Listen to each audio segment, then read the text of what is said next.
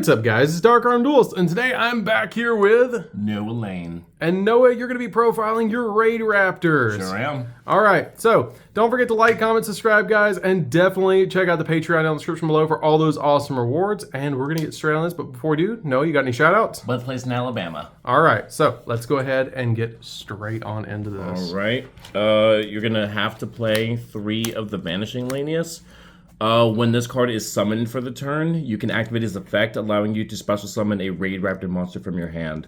Very simple, but you have to play 3 of because he helps you start most of your combos for each turn. What you want to see in every opening hand is definitely your Tribute Lanius. When he is summoned, he is a foolish burial for your Raidraptor monsters. So when you go into Vanishing and summon him, you are actually going to go send one Raidraptor that lets you search even more, which I will show you in just a second. That card's really good. I remember when that card was crazy expensive. It was ridiculously expensive until like 2021, I want to say. This will actually be your Foolish Burial target a lot of the time. This is your Mimicry Lanius. Oh, this is the best target. So good. When he is sent to the graveyard, you can banish it and search any Raidraptor card from your deck. But you can only do it the turn that it was sent there. So you can't wait or anything. You have to go ahead and go for broke and get whatever card that you need to. This will help you fix a lot of your hands if you happen to brick, or it'll let you get that extra extender that lets you go for game. I got you. Next up, don't bend your cards, people. Speaking of extenders, you are going to play 2 of the Strangle Lanius. I got you. He does 2 really cool things. One, if you just control a dark monster, you can just special summon him for free. Nothing else about it. But you can only special summon darks for the rest of the turn when you use that effect. And if you have an Exceeds monster that has a Dark Exceeds material as its material, you can activate his effect to special summon a dark monster from the graveyard. That's really good. It lets you get that even more ability to extend, even though he's an extender. And he can help you OTK very, very quickly. Next up, we do have probably one of my favorite cards in the deck is Raider's Wing. I love this card. He's always treated as a Raidraptor and a Phantom Knights card, which actually is really important. But the main thing is, if he's in grave, you can detach a Exceeds material from it, special summon it from the graveyard, and if he's used as Exceeds material, that monster can't be targeted. So, in a perfect world, you would go normal Vanishing, get to Tribute to send Mimicry, to summon, to get him in grave, and special summon something, and then you just keep building off of that. I got you. Now, just for baby extenders, you do play the 1 Heal Eagle. A Heal Eagle? Just the 1. Okay. It also has a cool graveyard effect that lets you recur something. So it's just a very situational good card. But you mostly use him just to get into your extensive plays. Same thing with the Singing Lanius. Nothing special. If you control an Exceeds monster, you can special summon him. And he's a level 4 Dark, which is just a good thing to have in this deck.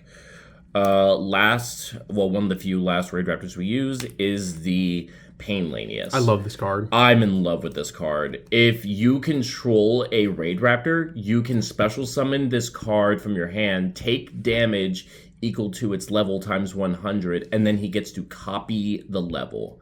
So this is either a good way to go into your Link plays or into your Exceeds monster plays. But you can only summon a Winged Beast using him for your Exceeds monsters. Still really good. But probably the best normal, main monster card in this deck, Lastrix. Hey, that's my favorite one. I love this card. I used to play this at 3 in my build. Oh, absolutely. But him by himself, if you have this in a rank up, you are pretty much set for the turn. Ulti Falcon, here we come. So for those that don't know, you can tribute him when the turn that he's summoned, no, just any time actually. Special summon a Raidraptor Exceeds monster from your extra deck. It can't attack. It has no effects, but you don't care because you just use its effect to rank up. But if you do it, your opponent doesn't take any damage that turn. So you can't OTK with it, but it either gets you a lock or it sets you up for the next turn that you are intending to go to. Normal that, tribute, summon satellite cannon, skip force, make ulti. There we go. Yeah, there we go. Next up, you play one Zephyros the Elite. Hey, now that's my kind of. Yeah, I know it is. Wait a minute. We use him better. Wait a minute. Wait a minute. We do. He is a level 4 dark special summoning winged beast. Yeah, he is. He does everything that a Raidraptor needs to do. Yeah, but he does. Happens to be a Blackwing for some reason. I love this card. But just like I said a second ago, if he's in grave, you can bounce a card from your side of the field to the hand, special summon him from grave, and take 400. And in this deck, if you set it up well, this can let you get a lot of advantage. Because, fun fact, none of the Raidraptor cards are hard once per turns. That's insane. None of them are. So if you go special summon Vanishing off of an effect, bounce it back to your hand, and then you normal summon the Vanishing, you can get his effect again. So, if, like I said, even though he's a Blackwing, he helps Raidraptors in a big, big way. We play the one Perform Pal Magic Trinket just for the extender. If there are 2 monsters on the field, you can special summon this card from your hand. Nothing else I really use it for in the deck. Last regular monster that we summon is the Berry Statue. You'll see why I play the one of in here, but he can, as you all know, this is a really good card, and any deck that can bring him out, I would recommend playing it. And for the last of the monsters, the obligatory hand trap, we just play triple Ash Blossom. That is it for my monsters. And now for possibly the most important part of the deck, the spells. Zexal Construction at 3. This card is incredible for the deck. So what you can do is you reveal a card in your hand, you can put it back into the deck, and then you can add a rank up card from your deck to your hand.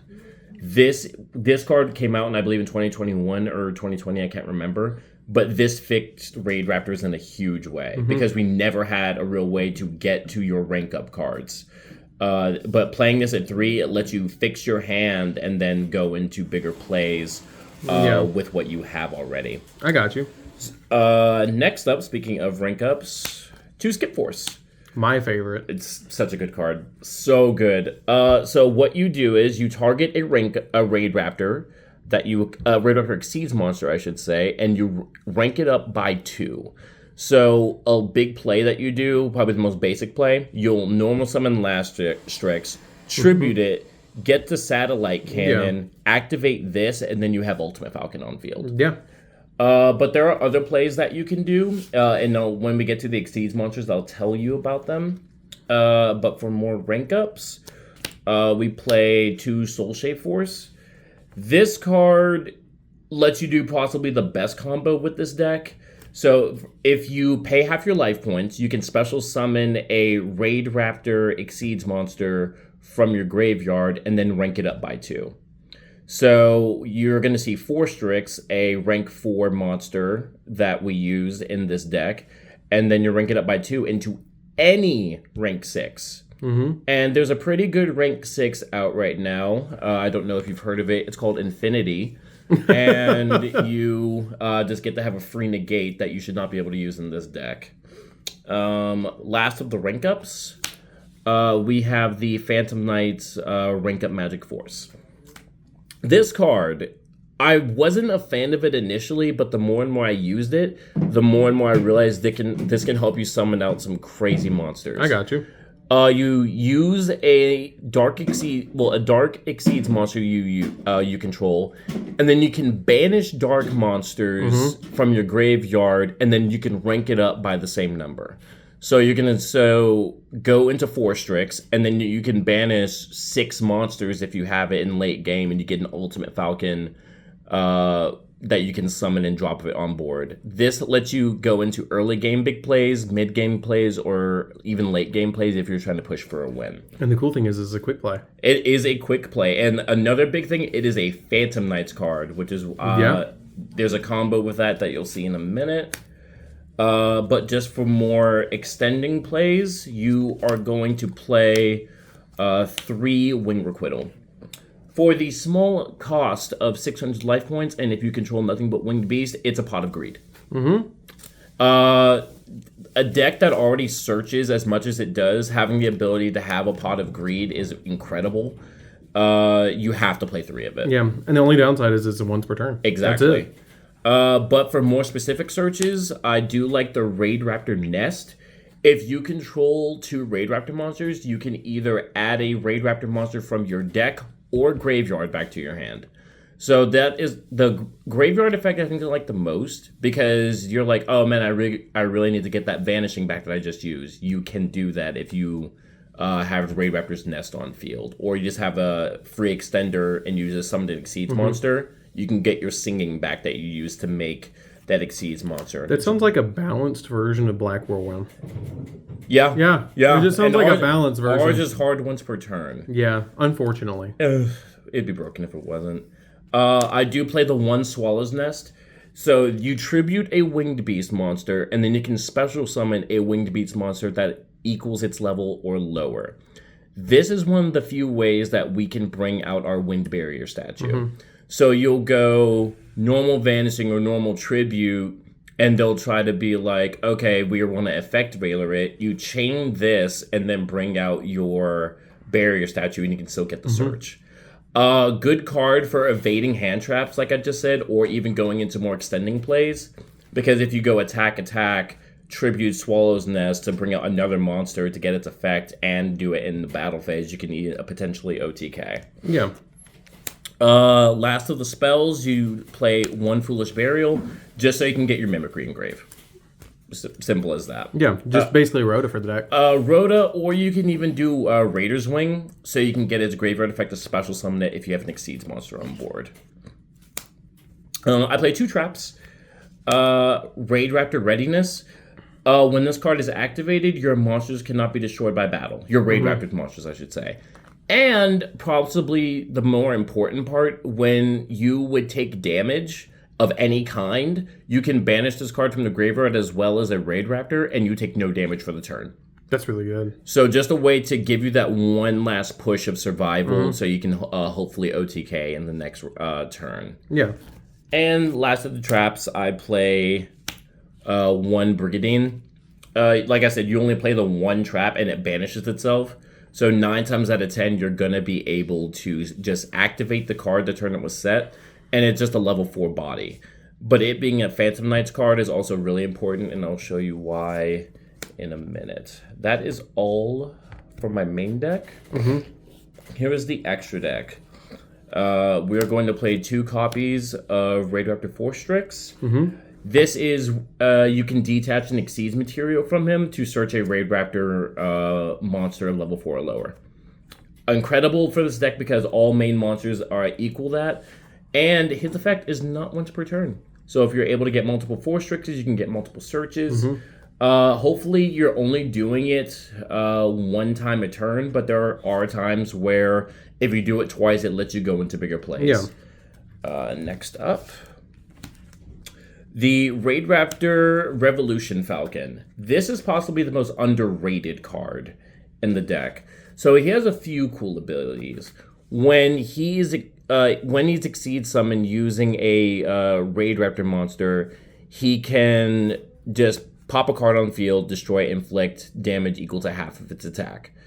And if you detach material from him, he can attack all special summon monsters he can attack all monsters on the field, I should say. And any special summon monster that he battles just becomes 0.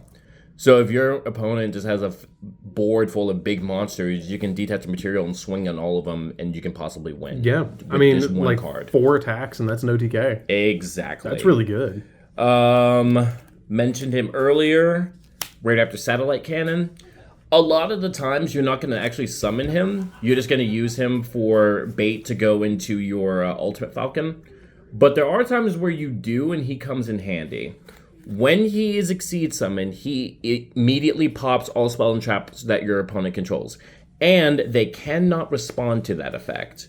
So if you're going against a heavy back row deck and you summon him, his effect immediately goes off, and they just can't respond to it. And he also has a really cool quick effect to where if you detach an Exceeds material, he decreases the attack points of a monster, I want to say by like 800 It's 800. 800 each. So he's good to get over big monsters as well as clearing out back row. Yeah, and it's for each Raidraptor monster in the grave. Raidraptor monster. So with him, you're at least lowering something by 1600. Oh, yeah. But time for my all-time favorite monster in the game, Raidraptor Ultimate Falcon. This Just was one? Just one. You will only need one. So, for those who do not know what this magnificent card does, he is unaffected by card effects, 3,500 attack, 2,000 defense, and you can detach and Exceeds material from this card. Your opponent cannot activate cards or effects that turn. You just turn your opponent off, and you're free to do whatever for the rest of the turn. And if he has an Exceeds material at the end of each end phase, not just yours, not just the controllers, your opponent will either lose 1,000 life points if they don't control a face-up monster on the field. His pure presence will help you win in Game 3, if it's your turn. Or you can just summon him, immediately activate his effect, and if your opponent doesn't have anything to chain, you can possibly just win the game right there. Yeah. And I didn't bring this up earlier. I only play one because Skip Force has a really cool ability. If you banish it and a Raidraptor, you can special summon a Raidraptor Exceeds monster from your graveyard. Wow. So if they just find a way to deal with Ultimate Falcon, they have to find a way to deal with it again. Which is why I really, really like him. I do play one number 39 Utopia. He's a generic rank 4, but with him on field as well as your barrier statue, which you can easily do in this deck, your opponent's going to have a really tough time either summoning or trying to get rid of something on your side of the field. So it's just good to have that extra layer of protection. I also play one Evil Swarm Nightmare. This is a really good card for disrupting plays. So he is made by using 2 level 4s, and when your opponent special summons a monster, you can detach a material to flip it face down. Not once per turn. No, it's just Walking Book of Moon. It is a Walking Book of Moon with 1950. Really good to have if you're going first and you just want to find a way to disrupt your opponent from going into further stuff. I do play the one Dark Rebellion Exceeds Dragon. Ooh, the Platinum. That was the first one I ever got. So he's really good to have because you can detach 2 materials from him and target a monster, and he gains attack equal to half that monster's. A lot of the time, you're only going to use him just for the body, and I'm going to show you why right now, because I do play the Dark Requiem Exceeds Dragon. So if you summon him off of a rank up and you used the Dark Rebellion Exceeds Dragon, specifically this Dark Rebellion, he gets some really cool effects. So when a monster effect is activated, you can detach a material to negate and destroy the card. That effect is not once per turn. And then you can target a card on the field. I believe it negates its effects and it gains the attack of that monster and sets it to 0. So this can be used either offensively or defensively, and I like the versatility that it brings you in the deck. Another one, though, that I like is Raider's Knight. His effect is when you summon him, you can detach a material, and he just summons a Raidraptor Exceeds Dragon or another Phantom Knight. Thank you. Yeah. I'm not thinking of that word. Phantom Knight monster that is 1 rank higher than his. So with him being level 4, you can do, rank 4, you can do any rank 5 Raidraptor, Dark Requiem, or Phantom Knight's monster. Dark Requiem would work, but its effect will not go off because it's not the Dark Rebellion Exceeds Dragon. But one card that is the Arc Knight Rebellion Exceeds Dragon. I love this card. This card is insane. So, first and foremost, this card cannot be destroyed by card effects. And if it was Exceed summoned using a Dark Exceeds monster, you can detach a material to turn off all the effects of all face-up monsters on the field, and then it gains the attack of each one. Yep. This card by itself can win you a game. Yeah, it's just massive cold wave and then it gets big. So yeah, I'm going to skill drain the entire field and then I gain 4,000, 5,000, 6,000 attack. Yeah. And you can't destroy it by card effects. I think the biggest I ever got this was like 20k. The biggest I ever got it was like 15, but I didn't know something. The attack gain is permanent. Yeah, it's permanent. It's just you got to deal with that on field. It's like, good luck. Yep. But another thing I like about it, with it not being able to destroy by card effects, one of the downsides to Raider's Knight is if you use this effect to summon the rank up version, it has to destroy itself. But with it not being able to destroy by card effects, you just get to keep it. Yeah. Which I really, really like. I love that interaction. It's really good if you're going second. You can just OTK immediately. My last of the Exceeds monsters is the Cyber Dragon Infinity. Some people think it's not worth playing simply because you have to use it. You have to summon it using Soul Shave Force. But with the amount of ways that you can search your rank up cards, or you can get something engraved to search it, I think it's worth playing. Mm-hmm. An Omni Negate is an Omni Negate. Also, someone that can just absorb an attack position monster, I would willingly play it in my deck. The only downside to it is sometimes you get locked into darks, but still, even then, it's worth it. But I would rather be able to just know it's there than not have it. Probably the most important card in the deck, your Raidraptor's Y-Strix. So, he has a few cool effects. If this card is link summoned, you can special summon a level 4 dark winged beast monster to a zone that this card points to. But it can't be used as link material, of course. It does not say Raidraptor, so you can summon your Zephyros if you want. You can. And then you can go into its second effect. If a Exceeds monster activates its effect while this card is on the field, you can then set a rank up card from your deck to your side of the field, and if it's a quick play, it can be activated this turn. Summoning him when you have more resources will almost guarantee you an OTK or a big board that you can go on. And being able to pick specifically what rank up that you want will get you in a lot of good situations. The only downside there is a lot of time if you can't link it off, you're just dead. It's just dead on the field. But you can also have big monsters to protect it, which I do not mind at all. Next up, we do have the Phantom Knights, the Rusty Brigade. I like his effect because he does two cool things. If you can put certain Phantom Knight cards in the graveyard and then set Phantom Knights cards. So, Raider's Wing is a Phantom Knights card. So you're going to Book of Moon him, and then the other rank up magic force that you have, the Phantom Knights one, you can set.